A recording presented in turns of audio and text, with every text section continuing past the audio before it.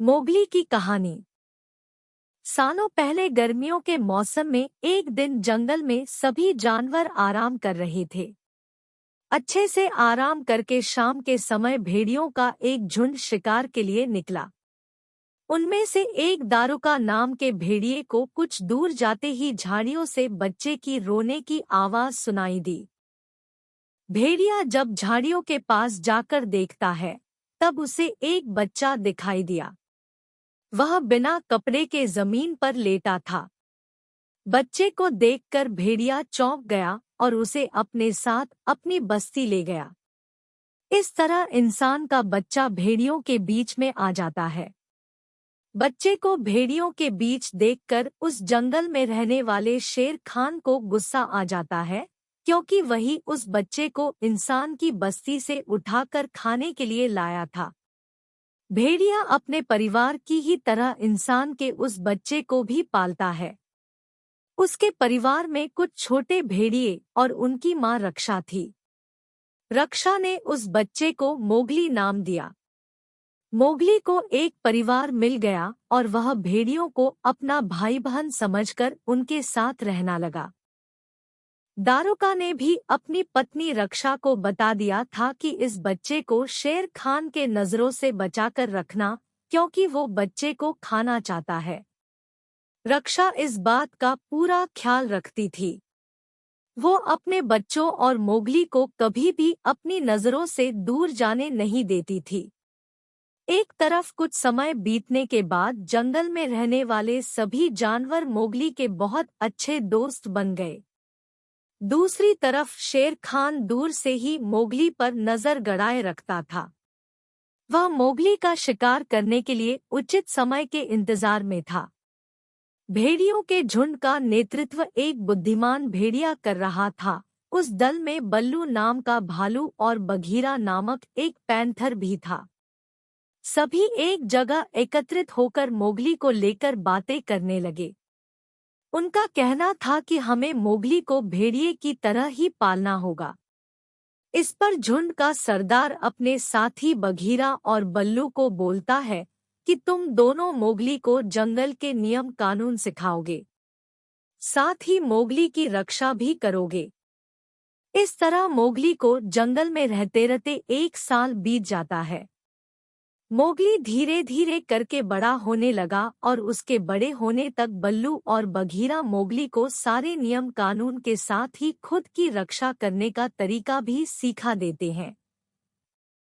Mowgli बड़े होने तक कई जानवरों की भाषा सीख जाता है। साथ ही वह आसानी से पेड़ों पर चढ़ना, नदी में तैरना व शिकार करना भी सीख गया। बघीरा ने मोगली को इंसानों द्वारा बिछाए फंदे और जाल से दूर रहने और जाल में फंसने के बाद उससे बाहर निकलने के तरीके सिखाए।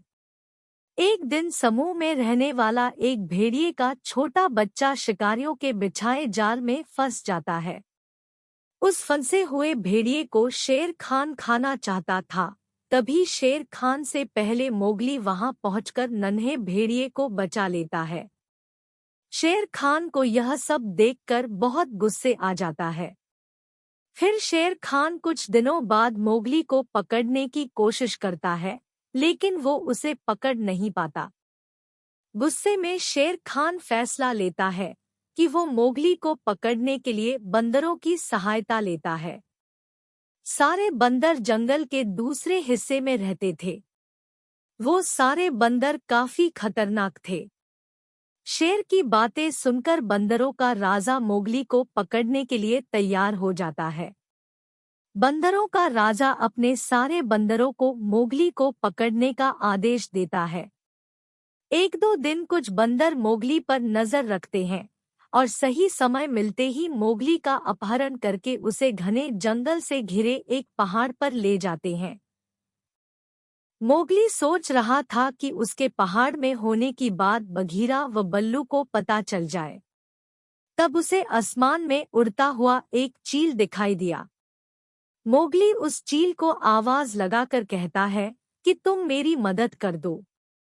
मेरी यहाँ होने की खबर बघीरा और बल्लू को दे दो। उन्हें कहना कि मुझे बंदरों ने यहाँ कैद करके रखा है। चील ने जैसे ही मोगली की बात सुनी तो वो जंगल की तरफ बघीरा और बल्लू के पास पहुंची। बघीरा और बल्लू को मोगली की जानकारी मिलते ही वे कौ नामक अजगर से सहायता मांगने पहुंचे। शुरुआत में कौ सीधे बघीरा और बल्लू को मना कर देता है। फिर वे को मोगली के बारे में बताते हैं।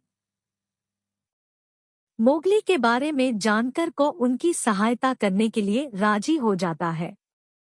सभी मोगली को बचाने के लिए निकल पड़ते हैं।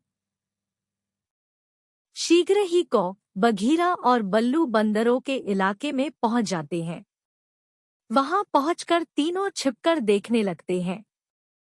तीनों देखते हैं कि वहां सैकड़ों बंदर हैं। फिर थोड़ी देर बाद को कहता है कि अब मोगली को बचाने का समय आ गया है।